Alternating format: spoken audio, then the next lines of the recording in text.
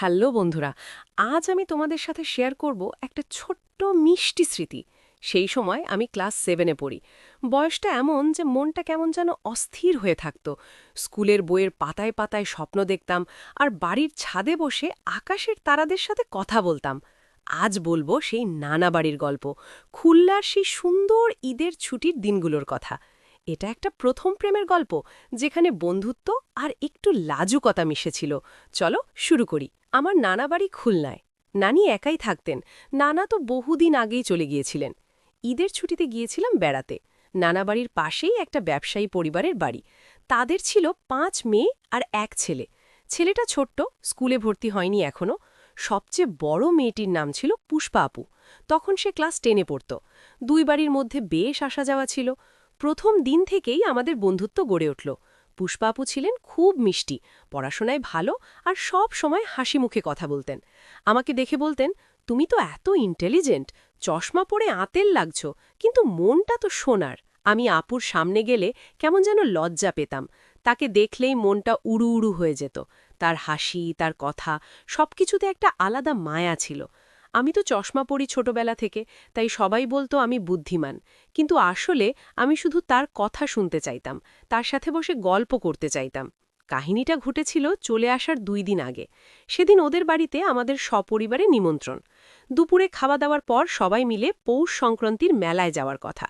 মেলায় তো মজা, পিঠাপুলির দোকান, মিষ্টির গন্ধ, আর সবাই হাসাহাসি। কিন্তু খাওয়ার পর আমার পেটটা খারাপ লাগলো। মা বাবা চিন্তা করলেন, কিন্তু নানির কাছে আমি ভালো থাকব বলে মা আমাকে রেখে গেলেন সবার সাথে। নানি তো রেজিস্টার্ড নার্স, তাই আমাকে 2টো ওষুধ খাইয়ে দিয়ে বললেন, ঘুমিয়ে নে, সব ঠিক হয়ে যাবে। আর পুষ্পা আপু, তার তো এসএসসি পরীক্ষার সামনে, তাই সে পড়াশোনার বাহানায় মেলায় যায়নি। দুই বাড়িতে মাত্র 3 জন, আমি, নানি আর আপু। নানি ঘুম পেয়ে পড়লেন। ঘুমানোর আগে বললেন, পুষ্পা, অরণকে একটু দেখে রাখিস। আমি বিছানায় শুয়ে পড়লাম, কিন্তু ঘুম আসছিল না। পেটে একটু অস্বস্তি ছিল, কিন্তু তার চেয়ে বেশি মনটা ছিল অস্থির। আপু টেবিলে বসে বই খুলে পড়ছে। আমি চোখ বুজে শুয়ে আছি, কিন্তু মনে মনে তার দিকে তাকিয়ে আছি। তার ওড়নার ফাঁক দিয়ে তার মুখের হাসি দেখা যাচ্ছে। সেই হাসিতে যেন সব ঘুম উড়ে যায়। হঠাৎ স্বপ্ন দেখতে শুরু করলাম। স্বপ্নে আপু আমার সাথে হাঁটছে মেলার পথে, হাতে হাত ধরে। আমরা গল্প করছি, হাসছি। স্বপ্নটা এত সুন্দর যে আমি চাপা একটা হাসি দিয়ে ফেললাম। আপু শুনে জেগে উঠল। কি হলো? পেটটা আবার খারাপ লাগছে? ওষুধ কাজ করেনি? নানিকে ডাকবো? আমি তাড়াতাড়ি বললাম, না না আপু, নানিকে ডাকতে হবে না। তুমি আমার পেটে একটু সরিষার তেল মালিশ করে দাও, ওতে সব ঠিক হয়ে যাবে। আপু হেসে উঠলেন। একটা বাটিতে সরিষার তেল নিয়ে এলেন। আমার শার্টটা একটু উপরে তুলে আস্তে আস্তে মালিশ করতে লাগলেন। তার হাতের স্পর্শটা এত নরম, এত যত্নশীল, মনে হলো সব ব্যথা উড়ে গেল। আমার মনটা কেমন যেন ভরে উঠল।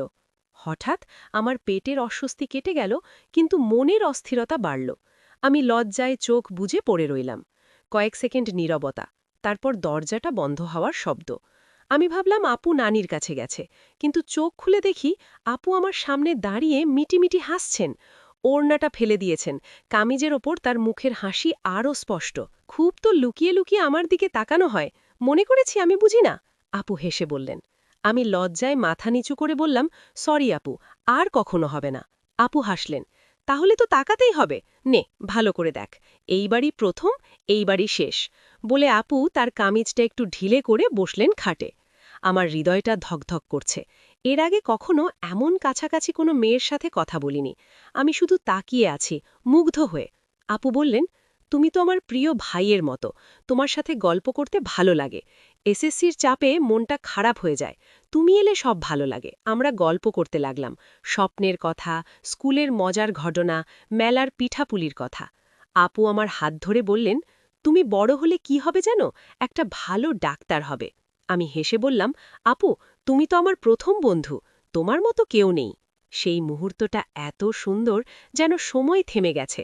আমরা একসাথে হাসলাম, একসাথে স্বপ্ন দেখলাম। পরের দিনগুলো আরও মজার হলো। আমরা বই পড়লাম, গান গাইলাম, নানির সাথে রান্না করলাম। কিন্তু শেষ দিনে বিদায় নেওয়া কঠিন লাগলো।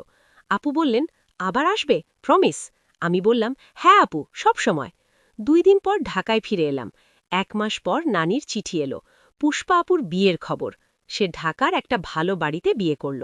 আমার মনটা খারাপ হলো, কিন্তু খুশি হলাম তার জন্য। অনেক বছর পর ২০০৯ সালে দেখা হলো আপুর সাথে। তখন তার দুটো সুন্দর সন্তান, বড় মেয়ে অপ্সরী, বয়স ১২, আর ছেলে অপূর্ব, বয়স ৮।